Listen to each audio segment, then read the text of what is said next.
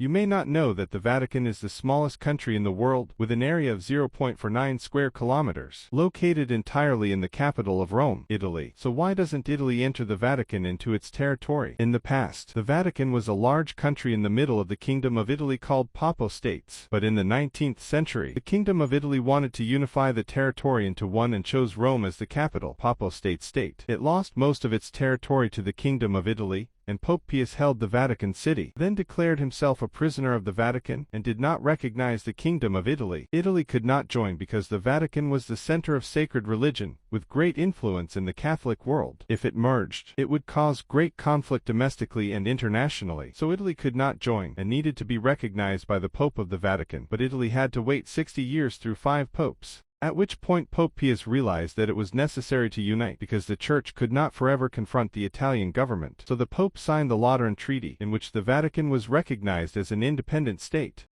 What did America do to expand like today? After gaining independence in 1776 with a somewhat modest territory, America began to expand its territory. In 1803, America asked France to buy back the Louisiana land.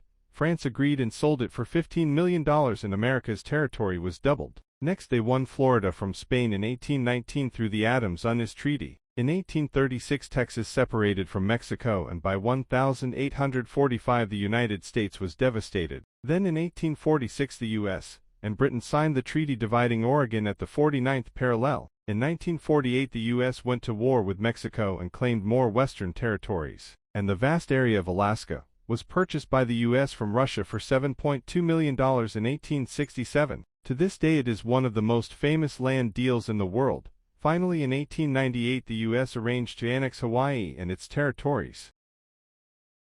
You may not know, the border between the United States and Canada is a strip of cleared forest 6 meters wide, and stretches 8,891 kilometers along the border of these two countries. This is also the longest border in the world. This border has no physical fence, all are divided by slashes, which we can find from above through satellites or electronic maps. This dividing line cuts through many terrains such as dense forests, hills, rivers. This straight line has been fixed since the 19th century. When technology was limited, people needed a space on the ground to mark the border, and the International Boundary Commission is the organization responsible for maintaining and directing the U.S.-Canada border. Every 5 to 15 years, they will maintain and clean it once. The American people have to pay 50 cents a year for this maintenance. This border has no obstacles, so we can easily cross, but that does not mean you are allowed to do it like any other border. This place also has border control stations, where you have to complete all procedures before being allowed to pass through.